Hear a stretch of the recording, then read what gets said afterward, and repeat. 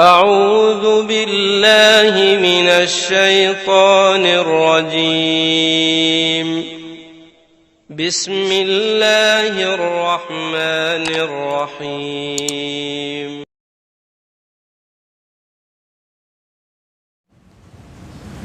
Assalamualaikum warahmatullahi wabarakatuh.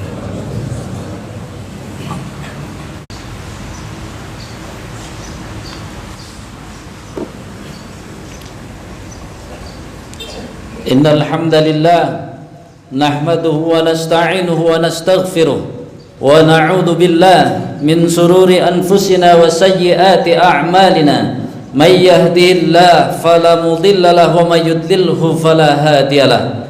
Asyhadu an la ilaha illallah wahdahu la syarika lahu wa asyhadu anna Muhammadan 'abduhu wa rasuluhu alladzi la nabiyya wa la rasula ba'da. Allahumma fassalli wa sallim ala Muhammadin wa ala alihi wa sahbihi wa mawala amma ba'd.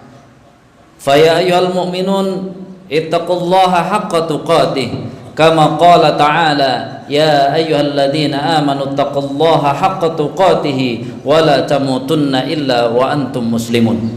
Wa qala Muhammadur Rasulullah walladzina ma'ahu asyidda'u 'alal kuffar ruhama'u bainahum tarahum ruk'an sujjadan yabtaghuna fadlan minallahi wa ridwana simahum fi wujuhihim min atharis sujud dzalika masaluhum fit taurah wa masaluhum fil inzil kazar'in ahraja sat'ahu fa'azarahu fastaghlada fastawa ala suqi yu'jibu az-zurra'a liyughidha bihimul kuffar wa'adallahu alladhina amanu wa 'amilus shalihat minhum maghfiratan wa ajran 'azima.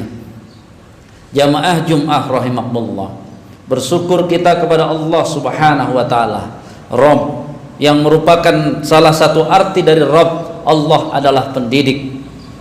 Kemudian salawat dan salam pada Rasulullah sallallahu alaihi wasallam yang merupakan atau memiliki tugas utama, yakni mendidik kita, mendidik umat Islam, mendidik sahabat-sahabat beliau. Sehingga ayat yang saya bacakan tadi merupakan hasil dari didikan Rasulullah sallallahu alaihi wasallam. Jamaah sekalian rahimakumullah, kalau kita mau mempelajari tafsir Ibnu Katsir, paling tidak pendidikan Rasul itu ada 4 tahapnya. Yang pertama yang nanti tentu akan kita dalami dengan kita mau mengakses tafsir-tafsir itu, ada tilawah, kemudian ada juga tazkiyah, ada juga ta'limul kitab, ada juga ta'limul hikmah. Itu merupakan 4 PR yang dilakukan oleh Rasulullah sallallahu alaihi wasallam sehingga bisa menghasilkan apa yang disebut dalam surat Al-Fat ayat terakhir ini. Jamaah Jumat rahimakumullah, kenapa ini saya sampaikan? Karena ini merupakan tanggung jawab kita, baik sebagai seorang dai, baik sebagai seorang ulama, baik sebagai seorang dosen, semua kita adalah pendidik. Karena itu, apakah kita pernah belajar bagaimana caranya kita mendidik, lalu kemudian output apa yang akan kita hasilkan dari pendidikan? Jamaah sekalian rahimakumullah, kenapa ini bisa kita harus benar-benar kita renungkan? Karena bisa jadi hari ini kita belum mau menjadi seorang pendidik, hanya menjadi seorang pengajar, sehingga ukurannya kalau nilai-nilai pelajarannya bagus maka kita menganggap bahwa kita sudah sukses menjadi seorang pendidik. Padahal jamaah sekalian rahimakumullah, seorang pendidik lebih berat daripada seorang pengajar. Ketika kita juga mau merujuk kepada bagaimana ulama-ulama kita menyebutkan bagaimana pentingnya agama ini, sampai-sampai kalau kita mau baca dan sampai-sampai kalau kita mau merenungkan, apakah benar kita sudah menjadi seorang bapak yang sesungguhnya, atau kita sebenarnya menjadi seorang bapak yang palsu, atau kita menjadi seorang bapak yang main-main saja? Apakah kita sebenarnya menjadi guru yang sesungguhnya atau kita menjadi guru yang palsu? Maka kalau kita mau membaca kitab ulama-ulama akan menyatakan, baik seorang ibu, seorang anak yang sesungguhnya, ketika agama sudah menjadi perhatian lebih dari yang lain, maka kita akan menjadi seorang bapak yang asli, bapak yang sesungguhnya. Kalau sampai saat ini kita menganggap bahwa agama ini tidak penting, kemudian urusan-urusan yang lain lebih penting, mohon maaf, sebenarnya kita seorang bapak yang palsu, dan insya Allah anak-anak kita palsu, karena anak-anak kita akan kita dorong menjadi orang-orang yang menghasilkan di dunia ini. Ketika kita tua nanti, menunggu anak kita berbakti tidak akan kunjung tiba, karena anak yang berbakti adalah anak-anak yang benar-benar menjadikan agama lebih penting dari urusan-urusan di dunia ini. Kalau dia sudah menjadikan agama lebih penting dari urusan dunia, maka apapun yang terjadi kepada orang tuanya, pasti dia akan datang untuk berbakti kepadanya. Jamaah sekalian rahimakumullah. Karena itu, di sini kita sudah sangat jelas. Apakah kita menjadi pendidik sesungguhnya atau tidak? Maka mulai sekarang dirancang, mulai sekarang ditulis oleh kita, bahwa ternyata ketika kita mengajarkan ilmu, apapun ilmu kita, apakah ilmu kita tentang ekonomi, apakah ilmu kita tentang hukum, apakah ilmu kita tentang bahasa, tapi kita sebagai seorang pendidik, maka yang pertama yang harus diperhatikan, bagaimana keberhasilan seorang pendidik, apakah anak didiknya makin lama ibadahnya makin bagus atau tidak. Kenapa kita bicara tentang pendidik Islam, pendidikan Islam? Kita sedang bukan bicara pendidikan yang bukan Islam. Kenapa? Karena kita seorang muslim. Seorang muslim tidak boleh alergi berbicara tentang pendidikan Islam. Kalau Anda dosen muslim, maka Anda sebenarnya seorang pendidik muslim, dan berarti murid Anda, mahasiswa Anda harus Anda jadikan yang pertama, sudahkah ibadahnya makin bagus, makin meningkat, atau ternyata untuk diajak ke masjid saja susah, untuk diingatkan saja sholat saja susah, ternyata tidak pernah membaca Al-Quran, dan ternyata tidak bisa baca Al-Quran. Maka ketika kita tidak melihat itu semua, maka kita belum bisa disebut pendidik. Yang kedua, ternyata yang harus kita nilai dari anak-anak didik kita adalah bagaimana, apakah ada peningkatan keikhlasannya atau tidak. Jamaah sekalian rahimakumullah. Maka di dalam berbicara proses pendidikan agama ini, maka tentu segala sesuatu diukur. Lakukanlah yang kau lakukan itu untuk beribadah kepada Allah, lakukanlah yang kau lakukan itu untuk mengabdi kepada Allah. Kalau kamu ternyata bisa memiliki ilmu, maka engkau harus berjuang untuk Allah Subhanahu wa taala. Karena apa? Karena sebenarnya kita semuanya sudah paham maksud Allah menciptakan kita di dunia ini hanya untuk beribadah, bukan untuk yang lain.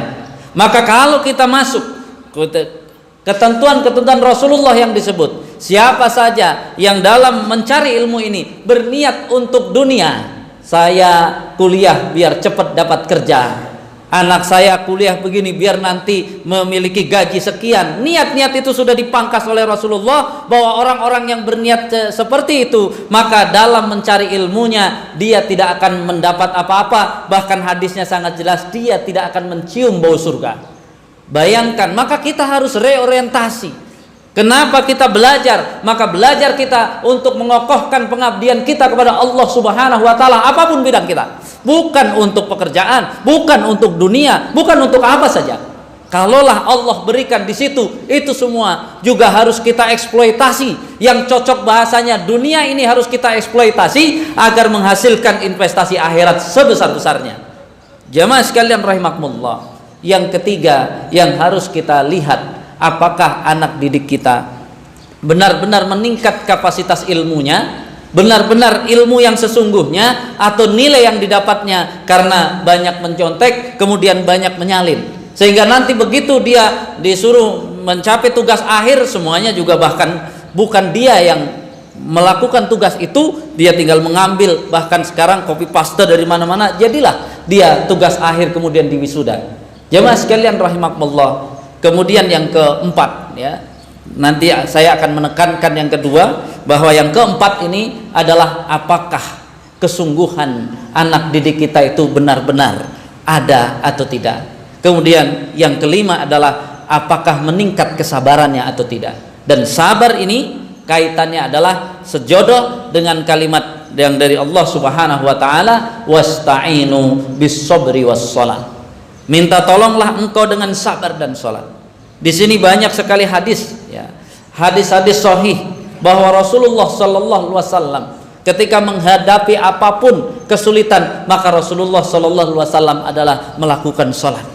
Bahkan ketika perang Ahzab, Rasulullah juga disebutkan oleh beberapa sahabat Nabi, Rasulullah juga sholat. Bahkan di perang Badar, ketika semua orang tidak ada yang bangun, maka Rasulullah Sallallahu Alaihi Wasallam ternyata sholat, berdoa kepada Allah Subhanahu Wa Taala. Maka jamaah sekalian rahimakumullah, kita hidup di zaman untuk mendidik anak kita menjadi solih juga susah, untuk menjadikan ya lingkungan kita terbaik juga susah, semua susah. Tapi pertanyaannya, apakah kita makin sering sholat atau malah sholat kita juga sebenarnya lebih kacau lagi? Karena itu jamaah sekalian rahimakumullah, kenapa urutan tadi nomor 1 adalah perbaikan ibadah itu harus mulai menjadi konsentrasi kepada kita? Karena yang namanya ibadah itu secara aktif disebutkan oleh Allah Subhanahu Wa Taala akan merubah isi di dalam jiwa kita. Sekali lagi, ibadah itu secara aktif akan mengolah isi jiwa kita. Kalau ilmu belum. Ada orang yang ilmunya banyak, kalau ibadahnya tidak bagus, maka dia akan menjadi pembela-pembela yang buruk. Dia akan menjadi pembela-pembela kepentingan-kepentingan setan. Bisa seperti itu. Tetapi kalau dia ibadahnya bagus, sebagaimana ayat yang kita semuanya maklum, utlu ma uhiya ilaika minal kitab. Bacalah, belajarlah engkau. Berarti ini bicara tentang dasar ilmu. Kemudian wa aqimis shalah, dirikanlah sholat. Lihat, Allah menyebut sebuah ibadah, dirikanlah sholat. Maka di sini kalau kita bicara tentang konsep khusyuk, maka konsep khusyuk itu yang pertama, ilmu kita tentang sholat harus sangat banyak, bahkan ilmu kita tentang Islam harus sebanyak-banyaknya. Kemudian yang kedua, kita harus berjuang benar-benar mendirikan sholat, dari menyempurnakan yang fardu, kemudian benar-benar sungguh-sungguh dalam yang sunnah, kemudian sampai benar-benar bangun malam sampai seluruhnya. Inna sholata tanha anil fahsyai wal munkar. Allah tidak menyatakan Allah yang akan mencegah perbuatan keji dan mungkar, tapi inna sholata, Allah menyebut as-sholah tanha. Ini benar-benar sholat dialah yang akan mencegah. Jadi sholat itu akan mampu membangkitkan seseorang yang benar sholatnya, maka dia akan tercegah dari perbuatan al-fahsya, adalah perbuatan-perbuatan dosa dari nafsu-nafsu kotor manusia untuk lawan jenisnya atau nafsu yang berkenaan dengan biologis. Kemudian al-munkar adalah seluruh kejahatan, dari semua kejahatan selain kejahatan biologis itu adalah al-munkar. Jadi dengan kita mengambil konsep sholat sini saja, kalau kita benar memperbaiki ibadah, maka akan muncul orang-orang yang hebat, ilmunya hebat, dan dia juga hebat dalam tanha anil fahsyai wal munkar. Jamaah sekalian rahimakumullah, karena itu coba renungkan kembali, karena inti dari semuanya, kita ini mau tidak mau, suka tidak suka, kita adalah seorang pendidik. Kalau dalam diri kita harus menjadi anak yang terdidik, berarti anak yang terdidik berarti anak yang solih. Kalau anak yang tidak solih berarti belum terdidik, dia baru mungkin baru belajar. Ini gambaran bagi kita, menjadi bapak yang terdidik adalah bapak yang solih. Kita harus benar-benar menerapkan apa yang ada dalam konsep-konsep ini semua, sehingga tugas kita terdepan yang lebih berat lagi adalah bagaimana kita bisa mengevaluasi. Karena itu tugas utama sebelum kita mengevaluasi anak didik kita, mari kita evaluasi diri kita. Sudahkah terjadi perbaikan ibadah-ibadah kita, atau kita mengajar di Ibnu Khaldun tapi tidak pernah sholat di masjid? Kan luar biasa. Kemudian yang kedua, apakah kita tadi keikhlasan kita meningkat, atau setiap saat ribut saja tentang urusan entah gaji dan lainnya, semuanya diributkan, tapi urusan-urusan kesolehan tidak diributkan. Kemudian yang ketiga tadi adalah apakah ilmu agamanya meningkat atau tidak. Kemudian yang keempat, apakah dia sungguh-sungguh dalam agama ini, atau sekedar kalau puasa sih kelihatan, kalau lebaran kelihatan, setelah itu nggak pernah kelihatan. Atau yang terakhir adalah kesabarannya akan makin meningkat, dan kesabaran itu ujungnya adalah surga. Berarti orang yang sabar, orang yang selalu menjaga diri untuk melakukan amal-amal sholih dan terbebas dari dosa-dosa. Barakallahu li wa lakum fil Qur'anil azim, wa nafa'ani wa iyyakum bima fihi minal ayati wa dzikril hakim, wa taqabbalallahu minni wa minkum tilawatahu innahu was-sami'ul alim. Fastaghfirullahal azim li wa lakum innahu huwal ghafurur rahim.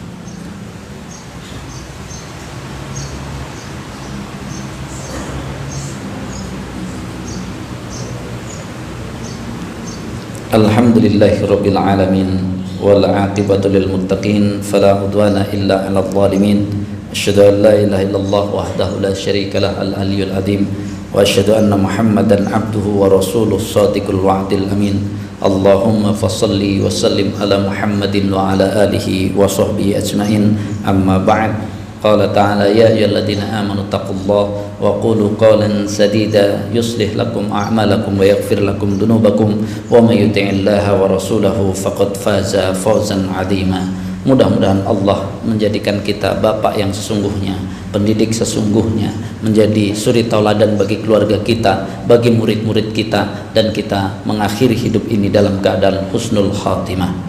Innallaha wa malaikatahu yusholluna 'alan nabi ya ayyuhalladzina amanu shallu 'alaihi wa sallimu taslima. Allahumma shalli wa sallim ala Muhammadin wa ala alihi wa sahbihi wa barik wa sallim ajmain bi rahmatika ya arhamar rahimin. Allahumma ighfir lil mu'minina wal mu'minat wal muslimina wal muslimat al-ahya'i minhum wal amwat innaka sami'un qaribun mujibud da'wat faya qadiyal hajat rabbana taqabbal minna innaka antas sami'ul alim wa tub 'alaina innaka antat tawwabur rahim rabbana ighfir lana dhunubana wa liwalidina warhamhum kama rabbawna shighara rabbana ighfir lana wa li ikhwanina alladhina sabaquna bil iman wa la taj'al fi qulubina ghillan lil ladzina amanu rabbana innaka ra'ufur rahim. Allahumma ansurna wal muslimina fi Indonesia.